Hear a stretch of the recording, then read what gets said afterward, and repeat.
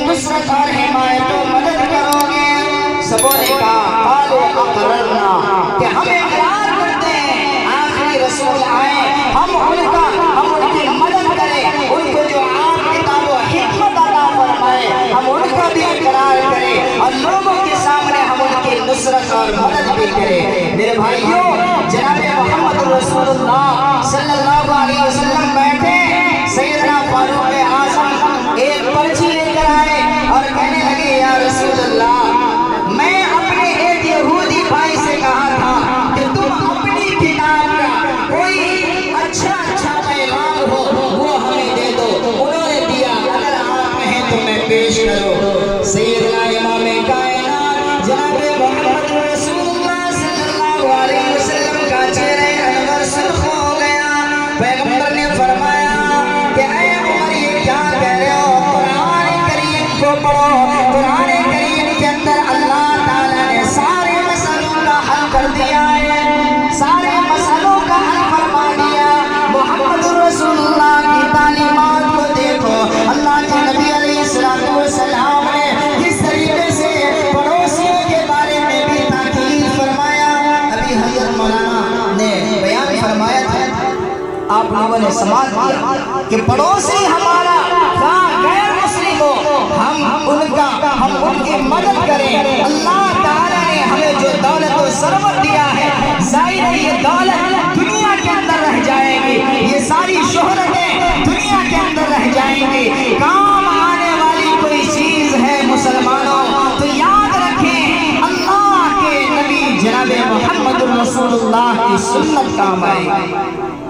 دنیا کے اندر ساری چیزیں ملیا میٹ ہو جائیں گی، کام آئیں گی تو وہ جو آقا نامدار علیہ السلام کی سنت پر ہم نے عمل کیا۔ اسی وجہ سے اللہ کے نبی جناب محمد رسول اللہ صلی اللہ علیہ وسلم نے فرمایا من احب سنتی کان معی فی الجنہ، جس نے میری سنت کو اختیار کیا وہ جنت کے اندر میرے ساتھ ہوگا۔ ارے بھائی تو ہم لوگ چاہتے ہیں نا کہ حضور کی رفاقت نصیب ہو، کتنے لوگ چاہتے ہیں؟ ہاتھ اٹھا کر بول دیجئے سبحان اللہ، ماشاءاللہ۔ اب آئیے جب ہاتھ اٹھا کر بولے ہیں تو تھوڑا مسکرا کر کے بول دیجئے سبحان اللہ۔ ایک مطلع ایک شعر حاضر کرتا ملاحظہ کریں کہ جشن سیرت رسول بابا آر باڑے، تھوڑا بولیے نا سبحان اللہ۔ پیچھے والے حضرات بہت خاموش ہیں، میں اس لیے بلوا رہا ہوں تاکہ آپ لوگ جانے آنے کا ماحول نہ بنائیں، کم سے کم بیٹھے، چونکہ حضرت نے کہا ہے کہ زیادہ وقت نہیں لگایا جائے گا، مختصر وقت میں پروگرام ختم ہو رہا ہے، پھر بھی آپ لوگ اٹھ رہے ہیں کہ جشن سیرت رسول بابا آر باڑے، جلسہ شاندار باڑے ہو۔ اب تو بولیے سبحان اللہ کہ جشن سیرت رسول بابا آر باڑے، مجمع شاندار باڑے ہو۔ بالکل بیداری کے ساتھ سنیے گا تو سنا دیا جائے گا، تو ہاتھ اٹھا کے بول دیجیے سبحان اللہ کہ جشن سیرت رسول بابا آر باڑے، ہر مجمع شاندار باڑے ہو۔ مالا گل ہورا گل مانگے تار باڑے، ہر مجمع شاندار باڑے ہو۔ جس نبی کا میں نے تذکرہ کیا اس نبی کی تعریف ہر شاعر نے اپنے اپنے زبان میں بیان کیا ہے۔ کوئی عربی میں عرب ممالک کا شاعر ہے تو عربی میں بیان کیا، بنگالی ہے تو بنگالی میں، آسامی ہے آسامی میں، بنگلہ دیشی ہے اپنی زبان میں، اور کوئی بہار کا رہنے والا ہے تو وہ بھی کچھ اپنی زبان میں بیان کرتا ہے۔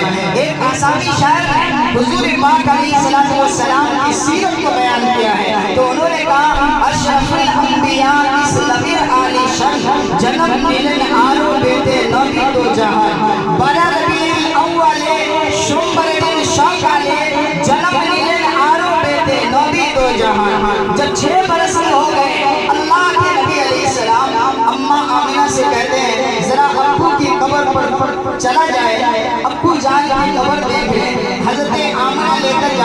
واپسی میں ان کا انتقال ہوتا ہے۔ اس کو شاعر نے اس طریقے سے بیان کیا ہے کہ سوئی بسر بویش ہولو ببر قبر دفتے گیلو ندن ڈالے گیلے مارا نبیر اما جان۔ سمجھ میں آئی رہا ہوگا نا؟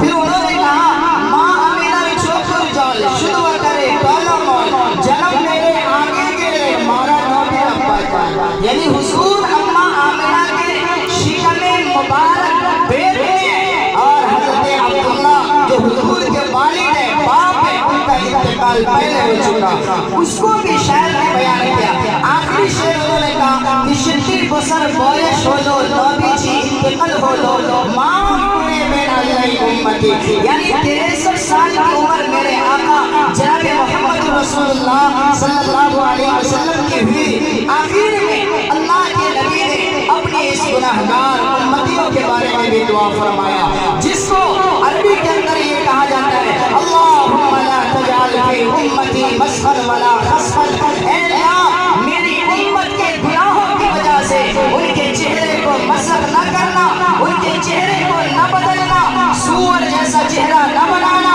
بندر کے جیسا چہرہ نہ بنانا، اے اللہ میری امت کو زمین کے اندر نہ دھسانا، جس طریقے سے تو نے قارون کو دھسایا، جس طریقے سے فرعون کی شکل کو تو نے بدل دیا، اے اللہ میری امت کے گناہوں کو نہ دیکھنا، محمد کی روٹی ہوئی دعاؤں کو دیکھنا۔ اسی کو کہا کہ شرکی بسر بویش ہولو نبی جی انتقال ہولو معاف کرے بین اللہ امتی۔ یہ میرے آقا جناب محمد رسول اللہ کی شان کو بیان کیا جا رہا ہے۔ تو اختلاف ہے کہ 12 ربیع الاول کو حضور اکرم علیہ السلام کی ولادت ہوئی۔ شاعر کہتا ہے کہ 12 ربیع الاول دن واسمار ہو۔ ارے بھائی بولیے نا سبحان اللہ، چونکہ آسانی شعر پڑھ رہا تھا تو آپ لوگ کو ہو سکتا ہے نہ سمجھ میں آیا تو اس میں خاموش ہے کوئی بات نہیں، لیکن جب تھوڑا بھوجپوری میں آ رہا ہے تو آپ لوگ کو تو سمجھ میں آ ہی جاتا ہے، تو اس لیے مسکراتے ہوئے بول دیجیے سبحان اللہ کہ جشن سیرت رسول بابا کار بارے مجمع شاندار بارے ہو کہ 12 ربیع الاول دن واسمار ہو، آمنہ کے لال ایلن کیلن اجیار ہو کہ 12 ربیع الاول دن واسمار ہو، آمنہ کے لال ایلن کیلن اجیار ہو۔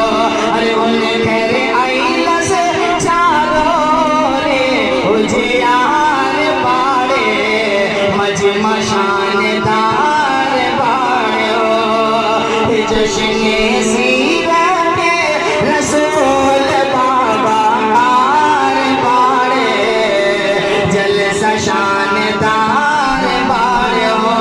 آپ سے پڑھتا ہوں اراکین یہاں پر تشریف فرما ہے جنہوں نے اس پروگرام کو رچایا بسایا، دعا کیجئے اللہ تعالیٰ جنہوں نے اس پروگرام کے لیے مدد کیا ہے اللہ سبوں کی کمائی میں برکت عطا فرمائے کہ جشن سیرت رسول بابا کار باڑے مجمع شاندار باڑے ہو کہ جس نے یہاں پر یہ مجلس رچایا ان کی کمائی میں دے برکت خدا را۔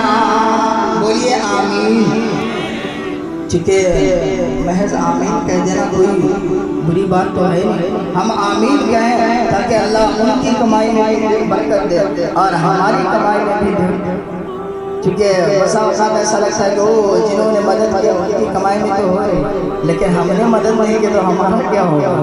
نہیں، اللہ تعالیٰ سبوں کے دل کی مراد کو جانتے ہیں۔ ان اللہ علیم بذات الصدور، دلوں کے بھید کو جانتا ہے کہ کس کے دل کے اندر کون سی باتیں انگڑائی ہو رہی ہے۔ شاعر کہتا ہے کہ جس نے یہاں پر یہ مجلس رچایا ان کی کمائی میں دے برکت خدا را،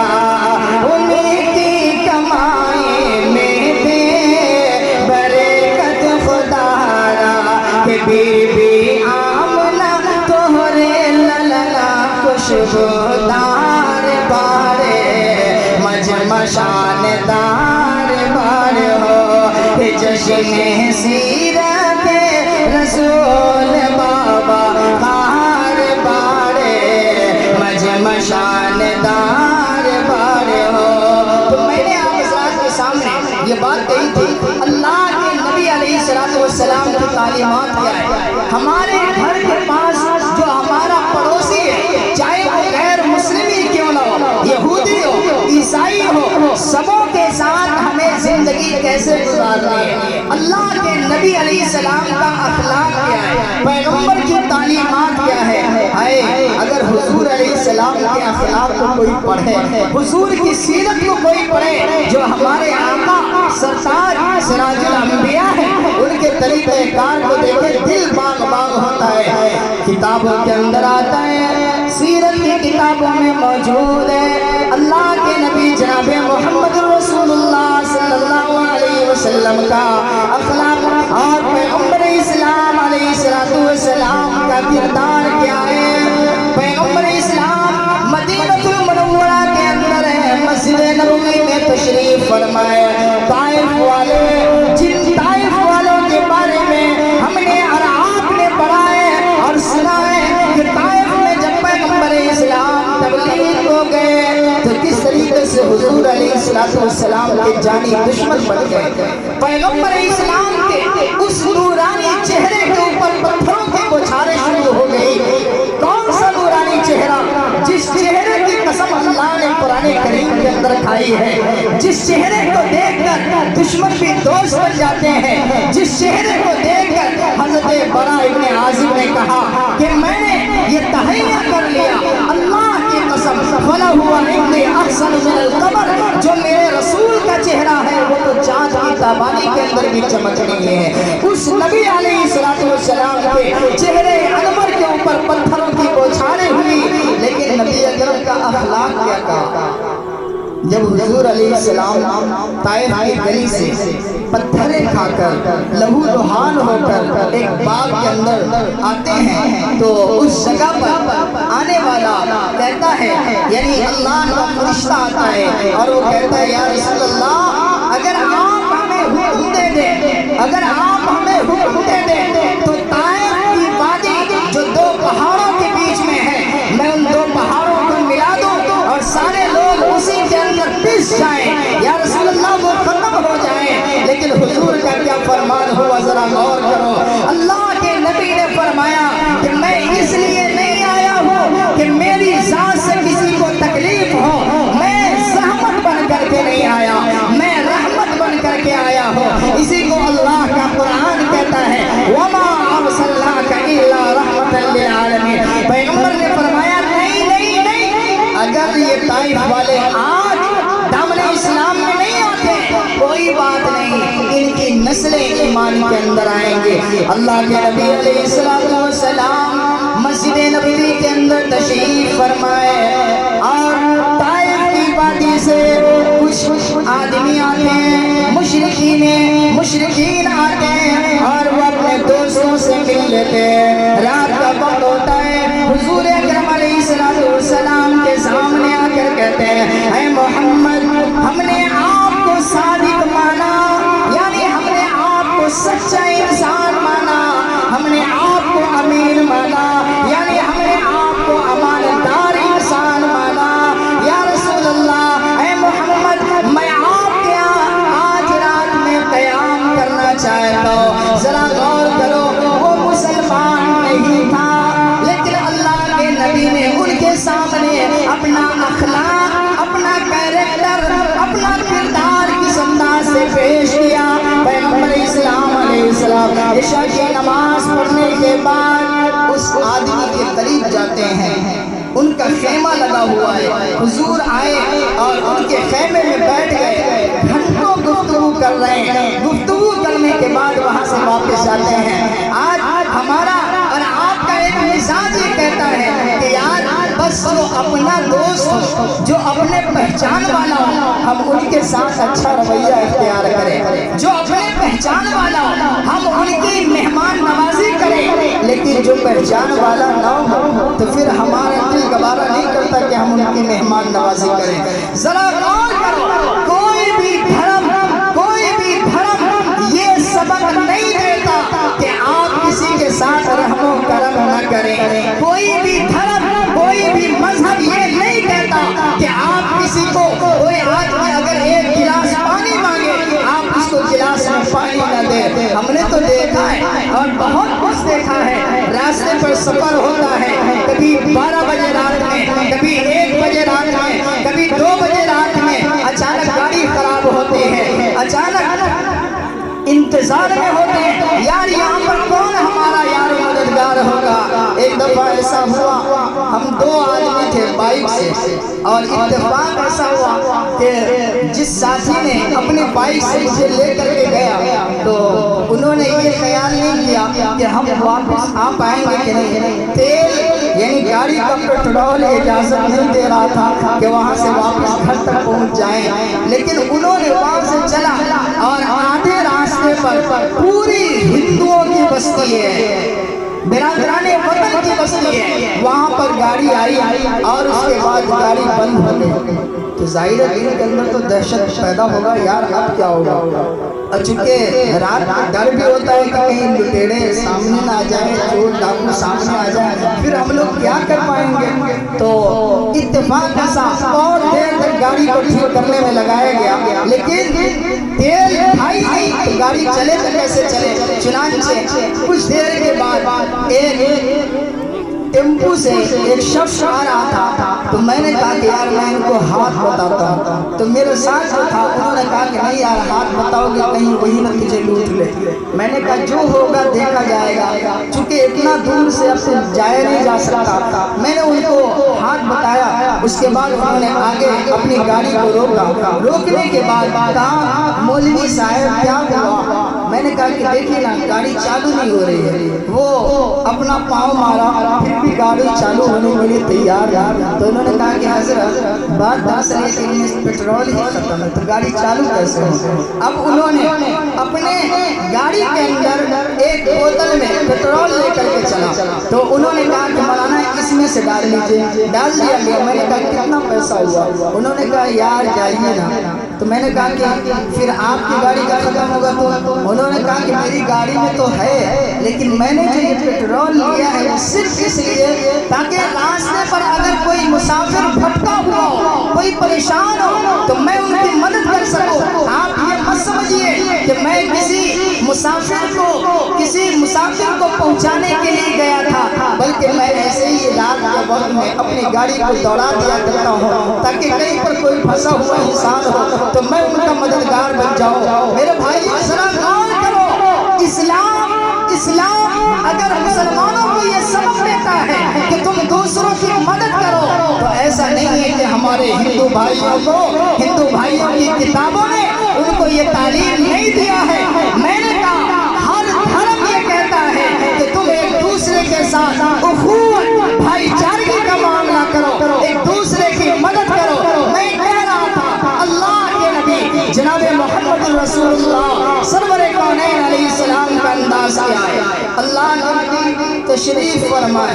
एक आदमी आया और कहने लगा ऐ मोहम्मद मैंने अपने रिश्तेदार से मिल लिया, लेकिन मैं खाना आपके यहाँ खाऊंगा। हुजूर ने कहा कोई बात नहीं, आओ खेमे में तशरीफ रखो। चुनांचे जिस बिस्तर पर मेरे आका सैयदुल कौनैन जनाब मोहम्मद रसूलुल्लाह आराम फरमाए, वो बिस्तर उस हिंदू भाई के लिए, गैर मुस्लिम भाई के लिए दे दिया। और हुजूर ने कहा आप खाना खा ले। वो खाना खाता चला गया, बहुत खाना खाया। उसके बाद वो बिस्तर पर सो गया। पेट की कैफियत बदलने लगी, गुड़गुड़ाहट शुरू हुआ, चुनांचे वो बिस्तर खराब हो गया। अब उन्होंने सोचा कि यार बिस्तर तो खराब हुआ, मैं जाऊं तो कैसे जाऊं।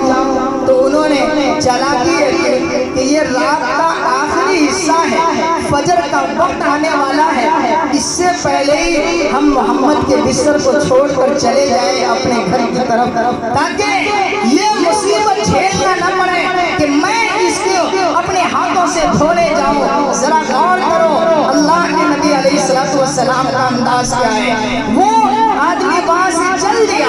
हुजूर अलैहिस्सलातु वस्सलाम आते हैं, फजर की नमाज पढ़ने के बाद सहाबा के साथ आए तो देखा कि बिस्तर بستر کی طرف سے بہت ہی بدبو آ رہی ہے۔ نبی اکرم آگے بڑھتے ہیں اور اس چادر کو اٹھاتے ہیں، اپنے ہاتھ سے جا رہے ہیں دھونے کے لیے۔ صحابہ تو صحابہ تھے، ہمارے اور آپ کی طرح محبت کرنے والے نہیں تھے جو صرف زبان سے محبت۔ صحابہ نے کہا یا رسول اللہ میں اپنے ہاتھ سے دھوں، آپ میرے سرتاج ہیں، آپ میرے سردار ہیں، لہذا آپ یہ کام نہ کریں۔ لیکن حضور کا انداز کیا ہے، حضور کا جواب کیا ہے؟ آقا علیہ السلام نے کہا کہ نہیں میرے دیوانوں، یہ مہمان میرا مہمان تھا، انہوں نے میرے بستر پر غلاظت کی، میں اپنے ہاتھوں سے اس کو صاف کروں گا۔ چنانچہ حضور اپنے ہاتھ سے اس کو صاف کر رہے ہیں، ذرا انداز دیکھیں، صاف کر رہے ہیں۔ وہ آدمی جو غیر مسلم تھا وہ چلا گیا، راستے میں ان کو یاد آیا کہ یار میں نے اپنی تلوار، پہلے زمانے میں ہمیشہ مسلمان بھی تلوار مکمل رکھتے تھے، غیر مسلم بھی تلوار اپنے ساتھ رکھا کرتے تھے۔ چنانچہ انہوں نے کہا یار میں تو تلوار بھول گیا اور میں آدھا راستہ آ چکا۔ پھر ان کے دل کے اندر بات آئی کہ ابھی محمد اپنے کمرے کی طرف نہیں آئے ہوں گے، جا رہا ہوں وہاں سے اپنی تلوار لے آؤں گا۔ چنانچہ کمرے کے پاس جاتے ہیں، حضور وہاں پر موجود نہیں، لیکن دور جب دیکھتے ہیں تو دیکھ رہے ہیں کہ حضور اپنے ہاتھوں سے اس کو صاف کر رہے ہیں۔ وہ آدمی پیچھے پیچھے گیا اور اس کے بعد کھڑا ہو گیا، حضور سے کہتے ہیں کہ محمد مجھ سے بہت بڑی غلطی ہو گئی۔ حضور نے فرمایا کوئی بڑی غلطی نہیں، مسئلہ یہ ہے کہ بیماری اور پیٹ کی کیفیت کا بدلنا یہ ہر کسی کے ساتھ ہو سکتا ہے، لہذا کوئی پریشانی کی بات نہیں۔ لیکن انہوں نے یہ سبب بن گیا کہ حضور کی محبت ان کے دل کے اندر آ گئی اور وہ کہنے لگا اے محمد میں آپ جیسا بننا چاہتا۔ کہنے کا مقصد یہ ہے کہ ذرا غور کرو، جس نبی کو مانتے ہیں، جس نبی کا کلمہ پڑھتے ہیں، وہ نبی اکرم علیہ السلام ہمیں اور آپ کو کیسے پیار کی تعلیم دیتا ہے، کس طریقے سے ہمدردی، اخوت، بھائی چارگی کا درس دیتا ہے۔ ہمیں اور آپ کو یہ چاہیے کہ ہم اپنوں کے ساتھ بھی غیروں کے ساتھ بھی ویسا رویہ اختیار کریں۔ اللہ رب العزت کا قرآن کہتا ہے وَلَا تَسُبُّوا الَّذِينَ يَدْعُونَ مِن دُونِ اللَّهِ فَيَسُبُّوا اللَّهَ عَدْوًا بِغَيْرِ عِلْمٍ۔ کسی بھی دھرم کے بارے میں تم برا بھلا نہ کہو، کسی بھی دھرم کے ماننے والے کو تم برا بھلا نہ کہو، ورنہ وہ بھی اللہ رب العزت کو بغیر علم کے وہ بھی برا بھلا کہیں گے۔ لہذا اپنی زبان کو بند رکھو، پیغمبر کی تعلیمات کو سامنے رکھیں۔ ہندوستان یہ وہ جگہ ہے جس جگہ پر ظاہر آزادی وطن کے وقت میں ہم سبوں نے مل کر اس دیش کو آزاد کرایا، تو فرض بنتا ہے کہ ہم سبوں کے ساتھ اچھا کردار پیش کریں اور سبوں کے ساتھ مسکرا کر کے زندگی بسر کرنے کا حوصلہ پیدا کریں، تب جا کر کے ہمارے ہندوستان کے اندر بھائی چارگی پیدا ہوگی، ہمارے ہندوستان کے اندر اتحاد و اتفاق پیدا ہوگی، اور جب وہ اتحاد و اتفاق برقرار رہے گا تو یاد رکھیے کوئی بھی دوسرے ملک والا انسان ہمارے ملک کی طرف للچائی ہوئی نظروں سے نہیں دیکھ سکتا۔ کیوں؟ اس لیے کہ تعداد میں بھی اللہ تعالیٰ نے ہمیں زیادہ کیا ہے۔ ہندوستان میں بہت بڑی تعداد ہندوستانیوں کی ہے، باقی پاکستان ہو، بنگلہ دیش ہو، دوسرے ممالک جو قریب قریب میں ہیں آج ان کی تعداد کم ہے۔ لہذا ہمیں یہ چاہیے ہم کسی کے اوپر کیچڑ نہیں اچھالتے، ہمیں یہ چاہیے ہم اتحاد و اتفاق کی فضا کو قائم رکھیں، اتحاد کا درس دیں اور اتحاد کے ساتھ رہیں۔ اسی کی تعلیم تو اللہ نے قرآن کریم کے اندر دیا ہے وَاعْتَصِمُوا بِحَبْلِ اللَّهِ جَمِيعًا وَلَا تَفَرَّقُوا، اللہ کی رسی کو مضبوطی سے تھامے رکھو۔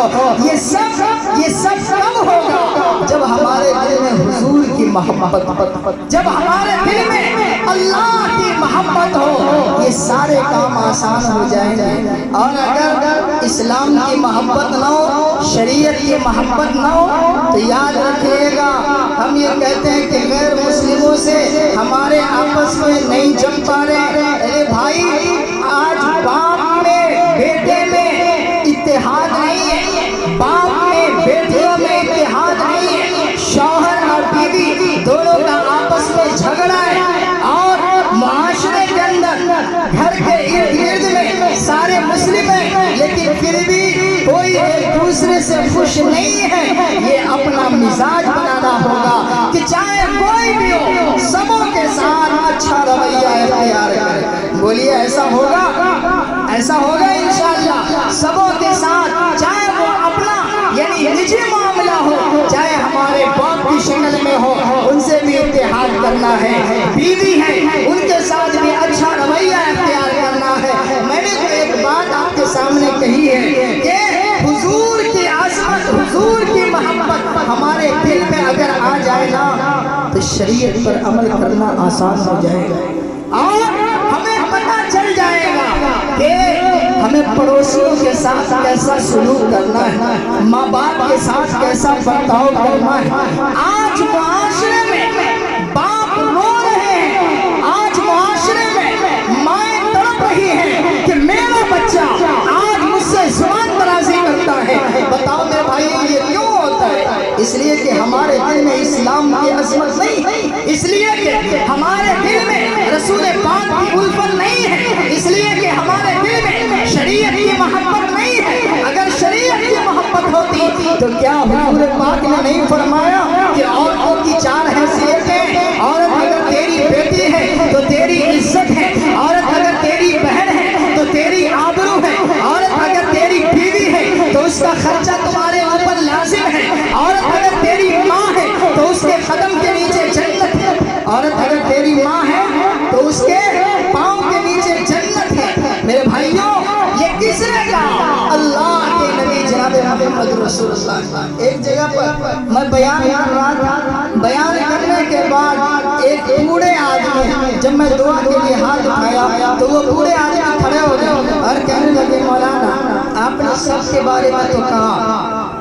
کہ ماں کی یہ عظمت ہے کہ ماں کے قدموں کے نیچے جنت ہے، لیکن ذرا اس غریب باپ کے بارے میں بھی کچھ کہہ دیجئے کہ باپ کے بارے میں بھی حضور نے کچھ کہا ہے، اسلام نے کچھ کہا ہے۔ میں نے کہا کیا ہوا، کچھ تو بتلائیے۔ انہوں نے کہا کہ 3 بیٹا میرا ہے، اور وہ تینوں بیٹا جس گھر کو میں نے بنایا ہے، جس بلڈنگ کو میں نے سجایا ہے، آج وہ میرا بیٹا آج مجھے اسی بلڈنگ سے نکال رہا ہے، آج وہی بیٹا مجھے کھانا دینے کو تیار نہیں ہے، کیا یہ صحیح ہے؟ میں نے کہا کہ اللہ کے نبی جناب محمد رسول اللہ صلی اللہ علیہ وسلم نے جس طریقے سے ماں کے بارے میں فرمایا کہ ماں کے قدموں کے نیچے جنت ہے، باپ کے بارے میں فرمایا رضا الرب فی رضا الوالد وسخط الرب فی سخط الوالد،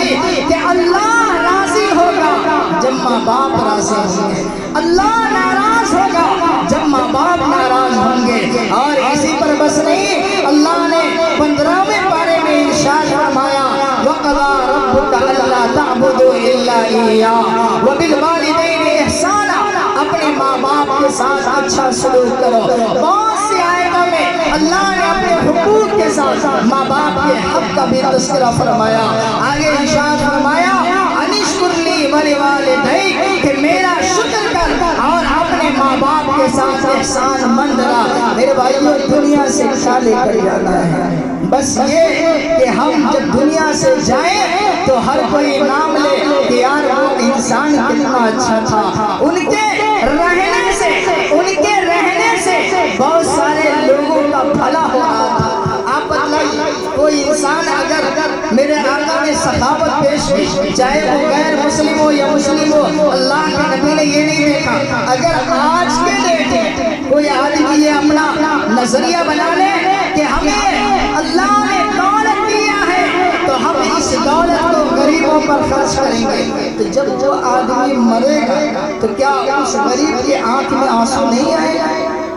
بولیے نہیں آئے گا۔ اور اگر کوئی دولت والا انسان کسی غریب انسان کی زمین کو ہڑپ لے اور جب یہ دولت والا مرے گا تو کیا وہ غریب آدمی کی آنکھ میں آنسو آئے گا؟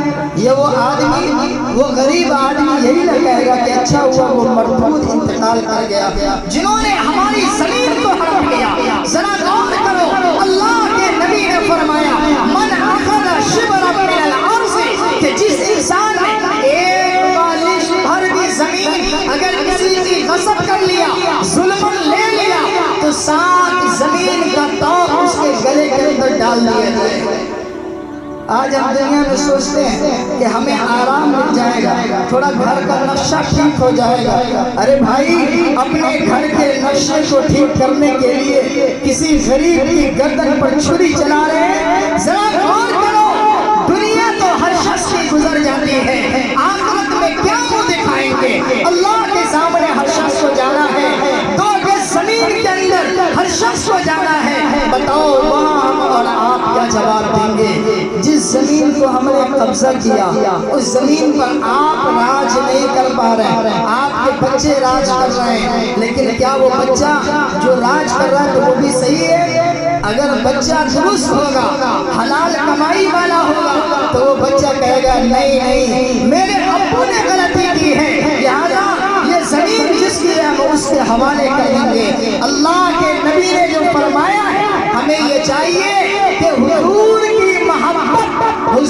کی محبت کا دعویٰ ہماری زبان پر نہ ہو، پیغمبر کی تعلیمات کو ہم اپنی زندگی کے اندر لائیں، تب جا کر کے کامیابی ہوگی۔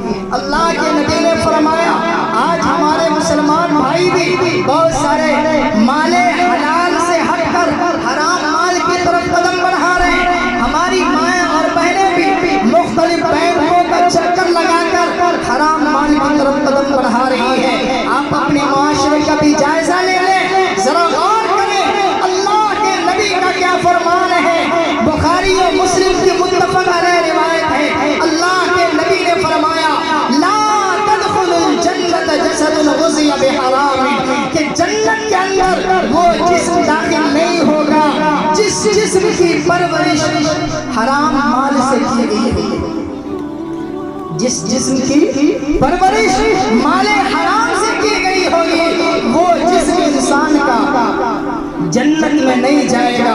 اور ایک حدیث میں آیا ہے کہ اگر ایک لقمہ بھی ہم حرام مال اپنے پیٹ کے اندر ڈالتے ہیں تو 40 دن تک ہماری کوئی دعا قابل قبول نہیں ہوگی۔ ان العبد لیقذف اللقمۃ بالحرام فانا یستجاب لذلک، اور فرمایا کہ 40 دن تک اس کی دعا قبول نہیں ہوگی۔ میرے بھائیوں، ہمیں اور آپ کو یہ چاہیے، اللہ کے نبی علیہ السلام نے جو طریقہ بتلایا ہے، جو کردار ہمیں اور آپ کو دیا ہے، سکھلایا ہے، ہم اس کے مطابق عمل کریں، ہم ہر کسی کے ساتھ اچھا رویہ اختیار کریں۔ آج بھی اللہ کا شکر ہے ہم لوگ راستے پر سفر کرتے ہیں، شاہراہوں کی طرف سے گزرنا ہوتا ہے، کبھی کبھی ایسا ہوتا ہے دیہاتوں میں کہ رات کا وقت ہو گیا، کبھی ضرورت پڑ گئی کسی سے راستہ پوچھے تو راستہ بھی پوچھ لیا جاتا ہے، کبھی ایک گلاس پانی کی طلب ہوتی ہے تو پانی بھی مانگ لیا جاتا ہے، سامنے والا خوشی خوشی پانی بھی ہمیں دے دیتا ہے۔ کیوں؟ اس لیے کہ ان کے دل میں محبت یہ ہے کہ یہ بھی انسان ہے۔ پہلے ہم انسان ہیں، اللہ نے قرآن میں فرمایا وَلَقَدْ كَرَّمْنَا بَنِي آدَمَ وَحَمَلْنَاهُمْ فِي الْبَرِّ وَالْبَحْرِ، کہ ہم نے بنی آدم کو عزت عطا فرمایا۔ یہ نہیں کہا کہ ہم نے مسلمانوں کو عزت دیا، فرمایا ہم نے بنی آدم سے مراد ہم نے انسانوں کو عزت دیا۔ اور ایک جگہ پر فرمایا لَقَدْ خَلَقْنَا الْإِنسَانَ فِي أَحْسَنِ تَقْوِيمٍ، ہم نے انسان کو بہترین سانچے میں پیدا کیا۔ میرے بھائیوں، ہمیں اور آپ کو یہ چاہیے انسانیت کے نام پر سبوں کے ساتھ اچھا رویہ اختیار کریں۔ دنیا سے جائیں تو کم از کم لوگ اشک بہانے لگ جائے، آنکھوں سے آنسو بہانے لگ جائے، یار وہ کیسا انسان تھا، وہ کتنا جلدی دنیا سے گزر گیا۔ ان کو رہنا چاہیے، کتنے لوگوں کے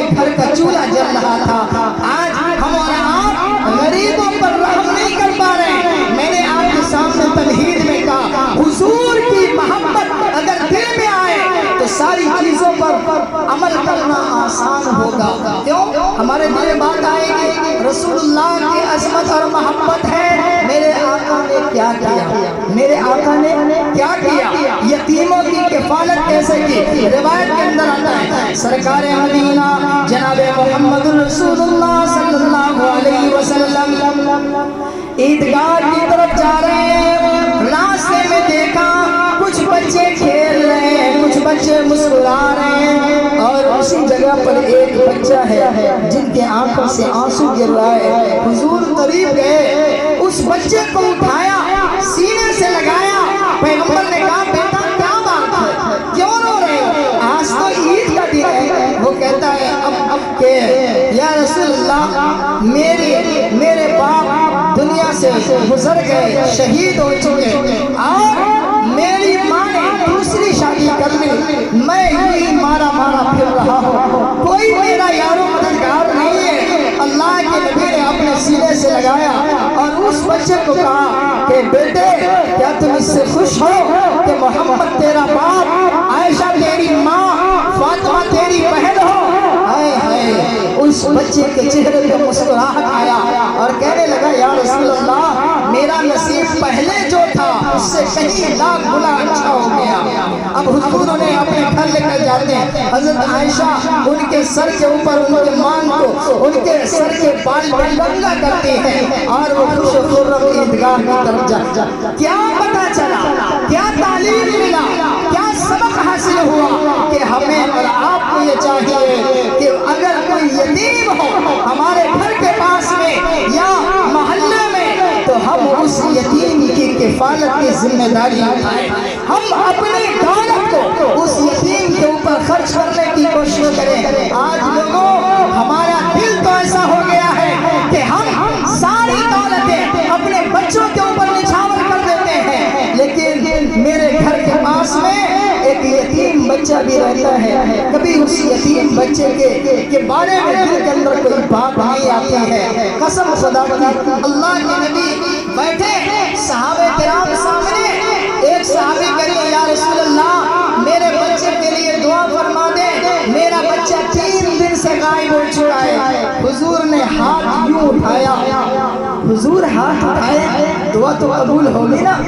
پیغمبر ہاتھ اٹھا رہے ہیں, اچانک ایک دوسرے صحابی کھڑے ہوئے کہنے لگے یا رسول اللہ میں نے ان کے بچے کو دیکھا ہے, ان کا بچہ فلاں باغ میں کھیل رہا ہے. وہ صحابی جنہوں نے کہا یا رسول اللہ میرے بچے کے لیے دعا کریں, 3 دن سے غائب, میرے دل کی کیفیت بدل چکی ہے اور اس بچے کی ماں کی آنکھ پھول چکی ہے روتے روتے, یا رسول اللہ دعا فرما دے. جیسے ہی دوسرے صحابی نے کہا یا رسول اللہ میں نے ان کے بچے کو فلاں باغ میں دیکھا ہے کہ وہ بچہ کھیل رہا ہے, وہ صحابی فوراً دوڑنے لگے اس باغ کی طرف. حضور کا پاک فرمان کیا ہے, آقا نے فوراً آواز دی رکو آؤ. وہ صحابی آئے, حضور نے کہا کہاں جا رہا, کہا یا رسول اللہ 3 دن ہو گئے نا, میرے آنکھ کے سامنے سے میرا بچہ غائب ہے, میری بیوی کی آنکھ بھی پھول چکی ہے. میں یہ چاہتا ہوں کہ فوراً اپنے بچے کے سامنے جاؤں اور اس بچے کو سینے سے لگاؤں. آقا علیہ السلام نے کہا کہ تیرا بچہ دوسرے بچوں کے ساتھ کھیل رہا ہے, تو وہاں پر جائے گا تو کیا کرے گا. وہ صحابی کہنے لگے یا رسول اللہ میں اپنے وہ بیٹا میرا ہے, وہ بچہ میرا ہے, میں اسے فوراً اپنے سینے لگاؤں گا, ان کی پیشانی کا بوسہ لوں گا, محبت و الفت کے ساتھ اپنی انگلی میں ان کی انگلی دباؤں گا اور کہوں گا کہ چلو تیری ماں بھی پریشان ہے. ذرا غور کریں, آقا علیہ السلام کا اخلاق دیکھو. پیغمبر نے کہا کہ نہیں یہ کام مت کرنا. کہا کیوں یا رسول اللہ میرا بیٹا ہے. حضور نے فرمایا تیرے بیٹے کے ساتھ میں اور بھی بچے کھیل رہے ہیں, ہو سکتا ہے کہ دوسرے بچے کے باپ دنیا میں موجود نہ ہو, پھر جب تیرے اس پیار کو وہ بچہ یتیم بچہ دیکھے گا تو پھر اس یتیم بچے کا دل چھلنے ہو جائے گا کہ کاش کہ میرا باپ بھی دنیا میں زندہ ہوتا تو میرا باپ بھی مجھے دیکھتا, مجھے سینے سے لگاتا, میری پیشانی کا بوسہ لیتا. ہائے افسوس کہ میرا باپ دنیا سے گزر گیا۔ آقا علیہ السلام نے کہا نہیں نہیں نہیں، اس باغ میں جاؤ، اپنے بچے کو لے لو، اور لانے کے بعد اپنے گھر پر آنے کے بعد جتنا پیار دینا ہے پیار دے دو، بچوں کے سامنے پیار مت دو۔ پھر علماء نے اس سے مسئلہ نکالا ہے کہ اس سے پتہ یہ چلتا ہے کہ اگر سامنے یتیم بچہ کھڑا ہو تو آپ اپنے بچوں سے پیار نہ کریں، اگر سامنے کوئی بیوہ عورت بیٹھی ہے تو آپ اپنی بیویوں سے ویسا پیار نہ کریں جس سے اس بیوہ عورت کے دل کے اندر یہ بات آئے کاش کہ میرا بھی شوہر دنیا میں زندہ ہوتا تو وہ مجھے بھی پیار کرتا، اپنی محبتیں نچھاور کرتا۔ ذرا غور کرو آقا علیہ السلام کا کیا اخلاق ہے۔ پتہ چلا نا کہ اگر حضور کی عظمت دل میں ہو، حضور کی محبت دل میں ہو تو شریعت کا کوئی مسئلہ ایسا نہیں جس پر عمل کرنے میں کوئی رکاوٹ ہو۔ ہر مسئلے کے اندر ہمارے لیے، آپ کے لیے عمل کرنا آسان ہو جائے گا۔ میں نے حلال و حرام سے متعلق حضور پاک کا فرمان سنایا۔ مثال کے طور پر آپ یہ دیکھیں، اللہ کے نبی علیہ السلام نے کہا التاجر الصدوق الامین مع النبیین والصدیقین والشہداء۔ بہت سارے تاجر قسم کے آدمی، اللہ کے نبی نے فرمایا تجارت کرو تو سچائی کے ساتھ، تجارت کرو امانتداری کے ساتھ۔ حضور کا ایک صحابی وہ کپڑا بیچ رہے ہیں تو اچانک ایک آدمی پہنچا اور وہ صحابی کے بیٹے وہاں پر موجود ہیں۔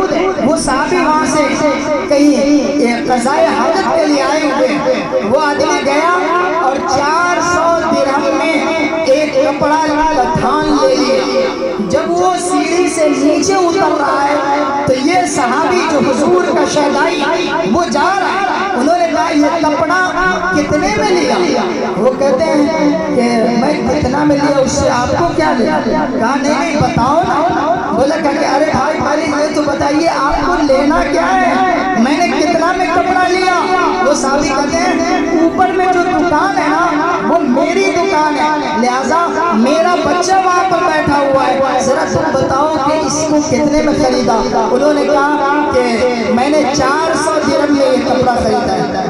تو وہ صحابی کہتے ہیں جو حضور کا شہدائی، وہ کہتے ہیں کہ نہیں یہ تو 200 درہم کا سامان ہے، 400 درہم میں کیسے؟ تو اس آدمی نے جنہوں نے خریدا تھا انہوں نے کہا ارے میں 400 درہم میں خریدا ہوں نا، میں اپنے گاؤں میں جاؤں گا اس کو 500 درہم میں بیچ دوں گا، لہذا 1 درہم کا فائدہ ہوگا۔ یہ صحابی جو حضور کا شہدائی، انہوں نے کہا کہ تجھے 1 درہم فائدہ نہیں 3 درہم کا فائدہ ہوگا، چلو اوپر لے کر کے گئے۔ اپنے بیٹے سے کہتے ہیں کہ بیٹا یہ لکھنے میں تو نے بیچ دیا؟ تو وہ بیٹا کہتا ہے ابو جان میں نے ان کو شروع میں کہا 400 درہم، انہوں نے پیسہ نکال کر تھما دیا، میں نے سوچا کہ یہ کم کرائے گا، کم نہیں کرایا، تو اس میں میری کیا غلطی تھی؟ اب باپ کہتے ہیں جو حضور کے صحابی، انہوں نے کہا بیٹا تو نے ایک انسان کو دھوکہ دیا، تجھے رحم نہیں آیا، تجھے اللہ کا ڈر نہیں ہے کہ تم نے اس کو دھوکہ دے دیا؟ یہ تو 200 درہم کا تجھے معلوم نہیں تھا۔ وہ بچہ کہتا ہے کہ مجھے معلوم تو تھا کہ یہ 200 درہم کا، لیکن میں نے بڑھا کر بولا تھا کہ وہ کم کر۔ آج ہم لوگوں کا یہ مزاج ہے کہ نہیں، کوئی سامان بیچتے تو دل کے اندر بات آتی ہے یار بڑھا کر کے بولے، سامنے والا اگر اتنا پیسہ دے دیا تو خوش ہو جاتے ہیں، اور اگر بچہ یہ کام کر گیا تو بچے کو بھی کہتے واہ بیٹا تو اب بہت عقل مند ہو گیا، شاباش شاباشی دیتے ہیں۔ ذرا حضور کے صحابی کا انداز دیکھیں، انہوں نے شاباشی نہیں دی، انہوں نے غیرت دلائی کہ بیٹا تم یہ کیا کر رہے ہو، ایک انسان کا گلا کاٹ رہے ہو، یہ میری زبان ہے۔ چونکہ ہم لوگ یہ نہ کہتے ہیں کہ یار فلاں آدمی کے پاس گیا تھا ایک سامان خرید رہے، انہوں نے تو یار گلا کاٹ لیا، مطلب اتنا زیادہ بڑھا کر پیسہ لے لیا کہ گویا میرا گلا کاٹ لیا۔ تو وہ صحابی کہتے ہیں کہ تو نے ایسا کیوں کیا؟ اس کے بعد اس کو ڈانٹتے ہیں، پھر وہ 200 درہم میں اس سامان کو دے دیتے ہیں۔ کہنے کا مقصد یہ ہے کہ نبی اکرم علیہ السلام کی الفت محبت اس صحابی کے دل میں کہ ہم کو کسی انسان کو دھوکہ نہیں دینا ہے، ایک دوسرے کے اوپر رحم کرنا ہے، تو انہوں نے اس کا پرچار کیا کہ اس خریدنے والے کو بھی وہ پیسہ لوٹا دیا۔ مسلمانوں، ہم لوگ بھی اپنا ذہن ایسا بنا کر کے چلیں، دعا کریں اللہ تعالیٰ سے، اللہ تعالیٰ ہم تمام کو سننے سے زیادہ عمل کی توفیق مرحمت فرمائے۔ وآخر دعوانا ان الحمدللہ رب العالمین۔